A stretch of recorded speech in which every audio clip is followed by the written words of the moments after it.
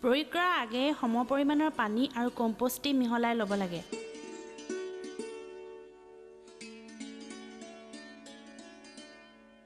পনীয়া কৰি লোৱা কম্পোষ্টি নাৰিকল পাতৰ ঝাৰু বা খেৰৰ জুমুঠি নতুবা স্প্ৰে মেচিনৰ সহায়ত শস্যৰ পাতত ছটিয়াব লাগে।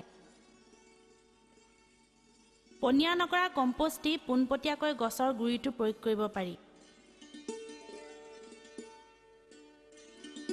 এইবিধ জীৱসাৰ বিশেষকৈ ঘৰৰ বাৰী, পানৰ বাৰী আদিত প্ৰয়োগ কৰাৰ বাবে অতি উপযোগী। ছটিওৱাৰ আগেয়ে শাক-পাচলি, শস্য আদিৰ বীজ এইবিধ জুলীয়া জৈৱ সাৰত অলপ সময়ৰ বাবে তিয়াই থৈ ছাঁত শুকুৱাই ল'লে বীজ অংকুৰণৰ মাত্ৰা বহুগুণে বৃদ্ধি পায়। কম্পোষ্টি ব্যৱহাৰ উপযোগী হোৱাৰ দিনাৰ পৰা প্ৰায় 5ৰ পৰা 6 সপ্তাহলৈ প্ৰয়োগৰ উপযোগী হৈ থাকে। পাত আৰু বিষ্ঠাৰ মিশ্ৰণৰ অৱশেষ শাকনিবাৰী আদিত আস্বাদন হিচাপে উন্মুক্ত মাটি ঢাকিবলৈ ব্যৱহাৰ কৰিব পাৰি। আন এটা জানিবলগীয়া কথা হ'ল এইবিধ জীৱসাৰে কেনেকৈনো মাটি আৰু উদ্ভিদৰ ওপৰত ক্ৰিয়া কৰে।